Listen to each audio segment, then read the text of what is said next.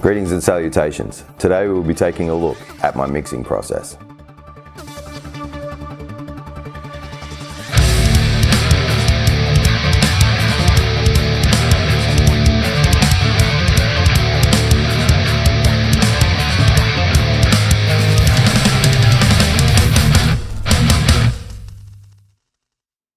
So a few of you in the comments section have asked exactly how I go about my mixing. So I thought I would throw together a quick video on exactly that. First and foremost, I'm in no way a pro when it comes to this stuff. Like a lot of you out there, I'm constantly learning and trying to find new techniques to improve the sound quality of my mixes, so I can get a sound that's as close to professional as possible. With my mixes, I always try to not do too much post-processing. I like to get the instruments to sound as close to finished as possible, and then do just minimal tweaking, a little bit of EQs and compressions, nothing too fancy. I always believe if you start with good ingredients, the meal will taste better at the end. This is a lot easier to do for me as I do use only plugins. It can be a completely different process and a lot harder if you are miking up real instruments. I guess what I'm trying to say is at the end of the day, I'm just a bedroom engineer. So don't expect too much technical mumbo jumbo from me. It's all going to be pretty plain and simple. So let's move over to my computer and get into it. Okay guys, so here we are in Reaper. I've loaded up a track here. I've taken everything off, so there's no instruments, no plugins, no nothing. So I can show you quickly how I go through doing my processes. So first of all, we'll start with drums. So you can see I've got a MIDI track up here. If I push play, there's nothing on it. What we'll do is we'll go to my drum programs. First of all, obviously, I make a decision on which program I want to use. Today I'm just going to go simple, use EZdrummer 3. So this will load up. Then out of, as you can see, I have a bunch of expansions here. So the first thing I want to do is choose which one I want to use. I'm going to go simple and go probably modern metal. Yeah, I think I'll go modern metal today. Okay, this is my preset I've already made. I will do a separate video where I show you how I go about making presets and stuff and choosing different kit pieces and stuff. So, straight off the bat, this is what the kit sounds like.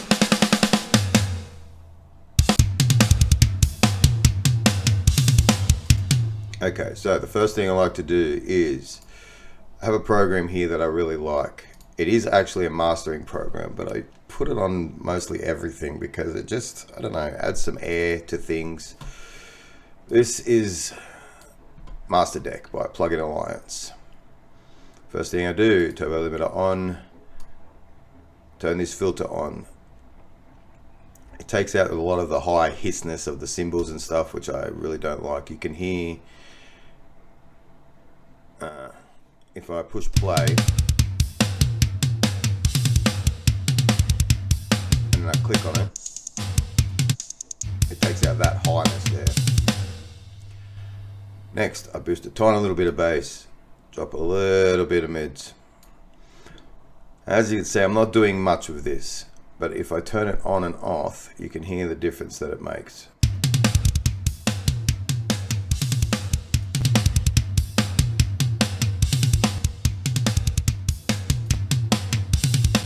Feel it adds a little bit of color to it. And the only other thing that I add is I use Neutron Elements for my EQ because I just find it very simple. It's got a good graph there. I just very visual, can see everything that's going on. I've got a little preset that I use, Duffel Drums. As you can see, I'm just boosting a little bit in the low end, not too much, and a tiny bit of the mids just to make that snare snappier a little bit.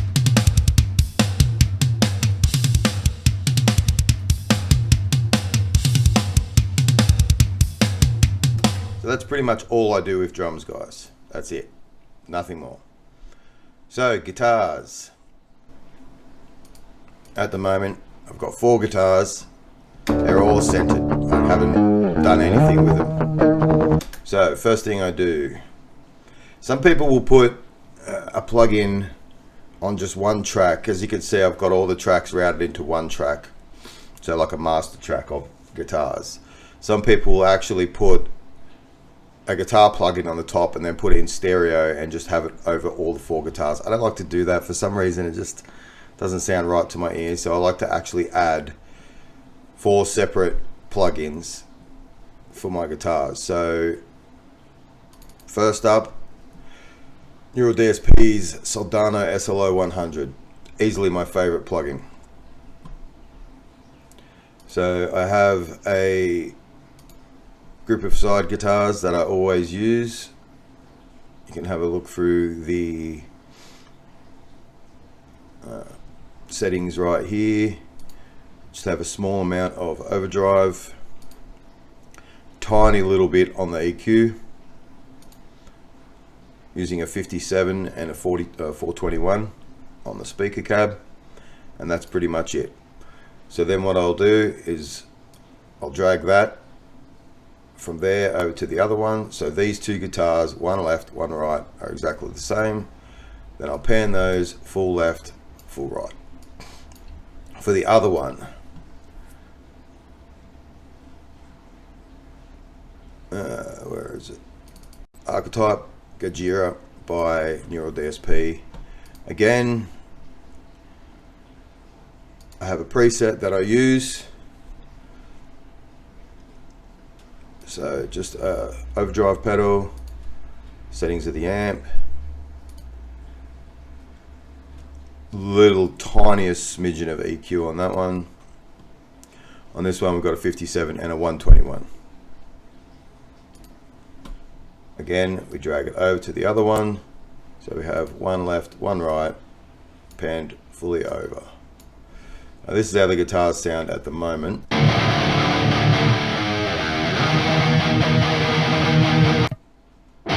So basically it's this tone for the SLO 100.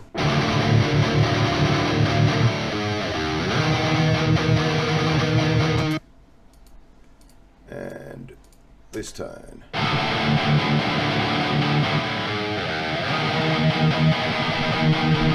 So one's sort of low and sludgier and one's very gritty and punchier. And you'll notice with my guitar tones, I have my overdrive set really low. I find with that, see the gains, it's not too high. I find with that it cleans up the guitars. You don't need a lot of overdrive when you're recording, because, well, with me I quad track, so it just saturates it too much and you lose the clarity of the punches. So I like to just keep it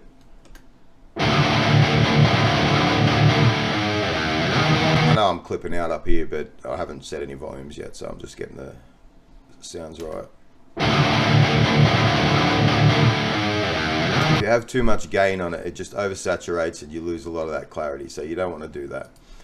Okay, so on the master part of the guitars, again, don't ask me why, but I like to use this. Take out the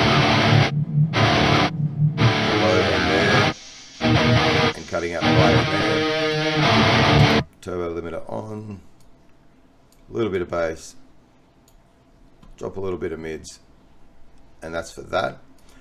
Then Neutron. Okay, so this, I have a guitar. You'll have to do this differently for every guitar that you use, because it really is very guitar dependent and very amp dependent. But you'll hear, I'll turn the EQ on and off, because what you want to do is you want to take out the hiss of the highs and the sludgy area down in the bottom. I always cut to 100 hertz here, 6500 hertz here, and all these I'll show you what I do there to get, you know, what works for me, how I do it. But this is how it sounds with those off.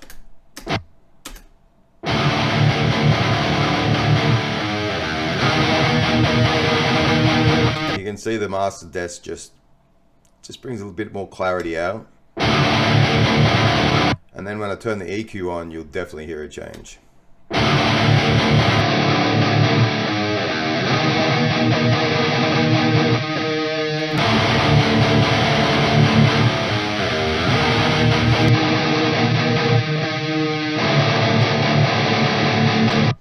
It's just cleaning up those guitars a lot. So, how I go about mixing the guitars, what I'll do is I'll get rid of this and just do a quick demonstration. So, I would add an EQ. First thing I do, high pass filter, straight off the back, 100 Hertz. For this one, low pass, straight down, change this, 6,500 Hertz. Okay, so straight away you get this. Now I have this weird technique that I picked up offline somewhere. Someone did it and it really works for me. So what I do is I grab a bell like this. So it literally is this, like this. Then as I'm playing, I move it around and find frequencies that really sound awful to my ears. Then I just drop them out. So like this.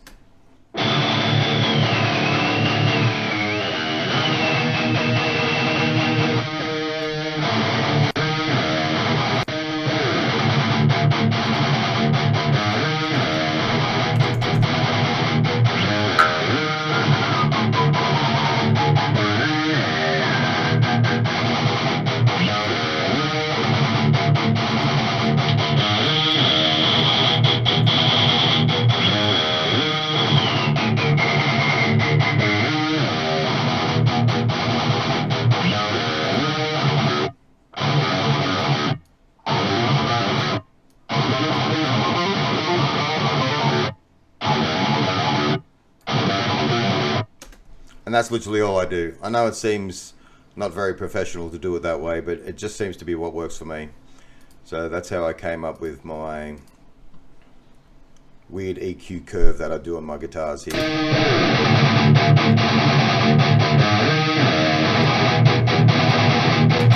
So that is simply how I do guitars. Like I said, keep those gains low. It just really cleans up those punches when you need them.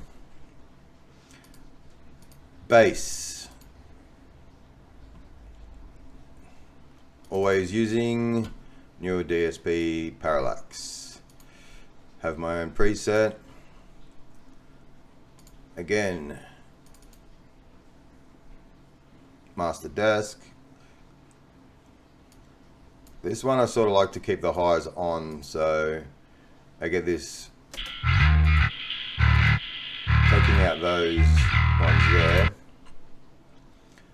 Then Neutron Elements again. My bass tone is, my bass EQ is very interesting, I suppose. Cut out at 50 Hertz on this one and 7,000 on that one. And to get that really, I don't even know what you'd call it, poppy string sound, I don't know.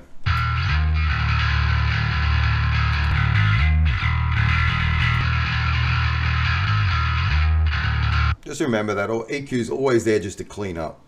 You know, you want to try and get as good a sound as you can before all this and just literally clean up with EQ and stuff. One thing I do like to do with my bass that most people don't do, and some producers I've actually seen recommend against it, is I do like to use Ozone Imager 2. This is a free plugin, so you can grab this anytime. And what I do is I turn the stereo eyes all the way up. Now, that does nothing at the moment. As you can see, it's still a very mono signal right in the middle here. But what I do is just give it a tad on the width, and you'll hear it just come out a little bit.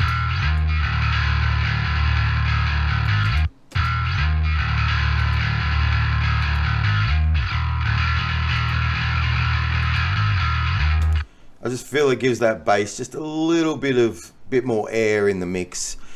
Fills out just the center portions when you're just doing you know, fully left and right panned guitars. Just gives that little bit more of a bigger sound in the middle.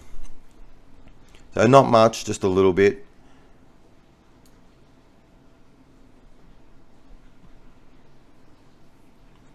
Okay, so that's bass done. Now on this track I just have one little lead in the background.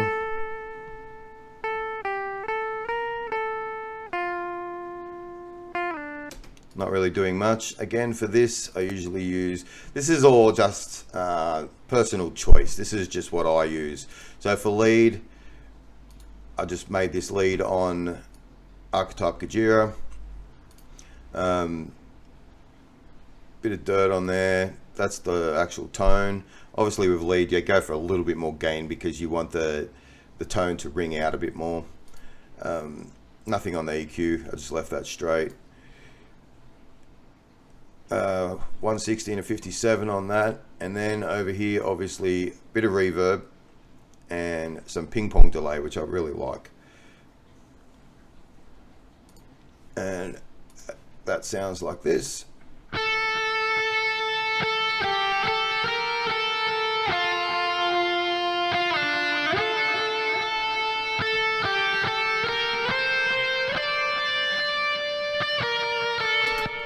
So a very simple lead, just fills it out a bit. Clean tones. So usually, again, Soldano. Often I'll use, I mean, this is, again, just depending on the song that I'm using. Sometimes I'll use Bias Effects, that has some great clean tones. Other times I'll use Archetype Petrucci is really great for clean tones. It sounds amazing, and some of the effects in there are fantastic. But for this video, I'll just go simple. So I just have, often I'll just use straight up their clean chorus sound from their presets. Again, like I said, I just use whatever works for the song, depending on the mood I'm in. I've got a lot of guitar plugins. I mean, if you go to my guitar plugins here, this is just amp plugins straight up. So I've got a fair few, and then that's just more amp plugins, and then, you know, I've got all these guitar effects, and, you know, then down here I've got Pod Farm, which I still use. That's got some great clean tones in it. The heavy tones are getting a bit older now, but I'm going to do a video on that one eventually. But so clean tones, basically pan hard left and right again, and they sound like this.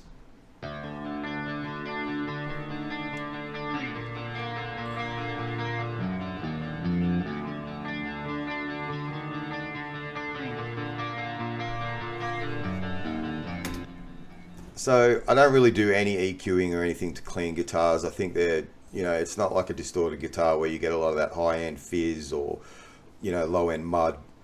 Clean guitars, I usually leave them pretty standard. I don't really do anything to them. So, I mean, that's up to you guys whether you like that or not, but that's just how I do it. The thing that I have in my songs, every song, you probably notice these little things down here. Sub hits.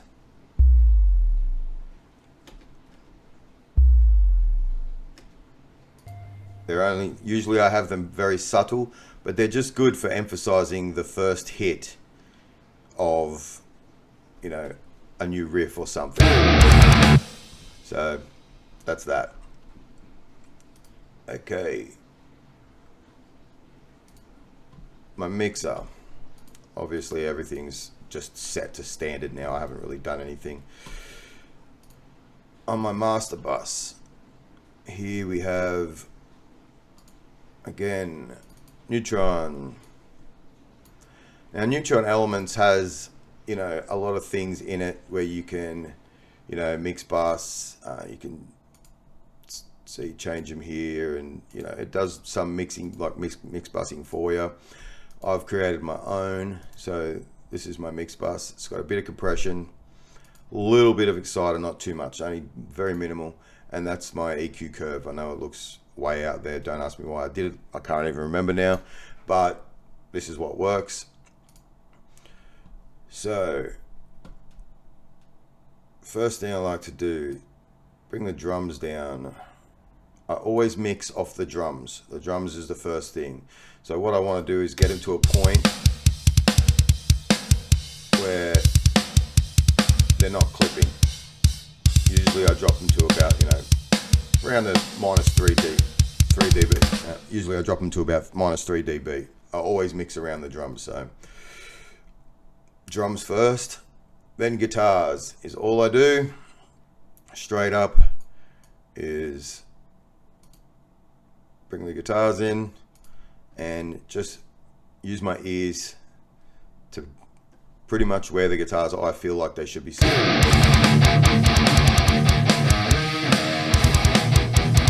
Now I do enjoy louder drums. I know some people like louder guitars. Some people have said to me that my drums are too loud, but this is all personal preference, guys. You do what you do, and what sounds good to you.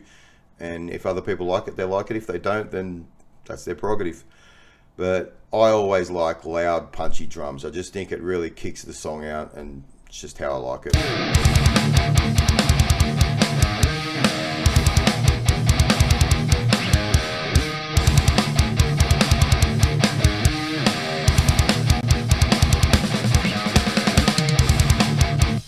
So that's that. Then obviously bring in the bass. Obviously you can hear straight up, it's too punching.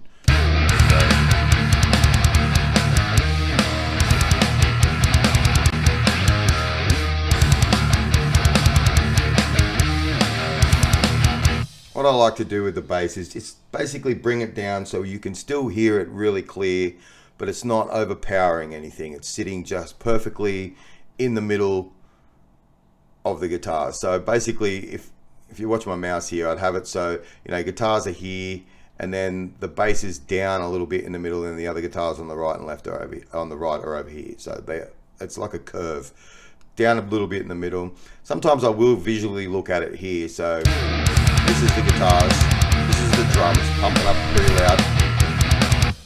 So you got the drums up here pumping up pretty loud, then the guitars are a little bit lower, and then the bass a little bit lower here.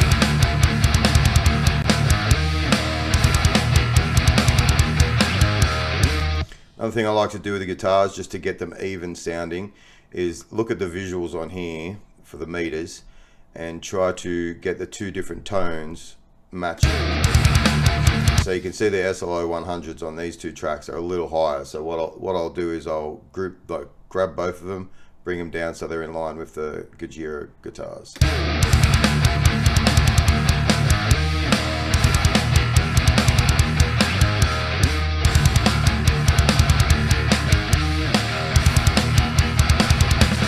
Just so you get that nice clarity of both guitar sounds across the board. So that's pretty much that. Obviously clean guitars, pan left and right.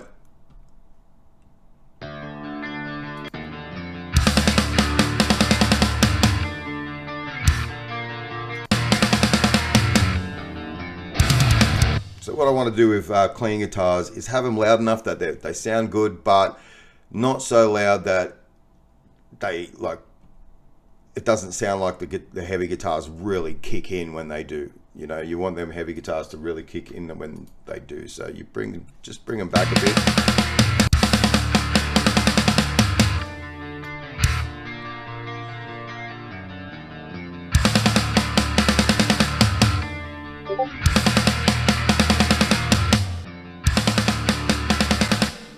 Alright, and then the lead guitar,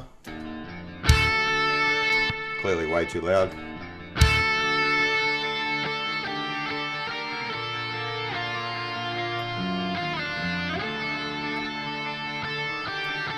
Now, obviously this isn't a perfect mix, guys, but this is just how I go about things. It's very simple, very straightforward. I don't do too much technical stuff that a lot of other people do with compressors and automation and all the other stuff. I just keep it really simple to what sounds good to me. So the sub booms down here that I use, as you can see, that's way too loud. Here it almost drops in too heavy. So I dropped this back to about 10, minus 10, and it just, you probably wouldn't even notice that it's there, but it just adds something to the song that, you know, gives it a little punch when it first kicks into the riff.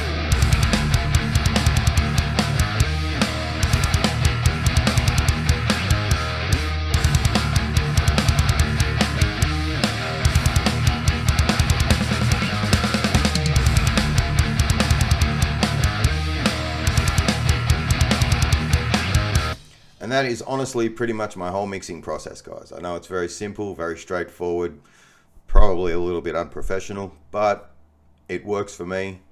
I like the sound that I get out of it, and if you guys do, that's great as well.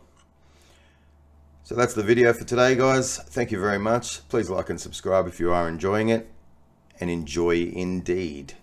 Thanks, guys.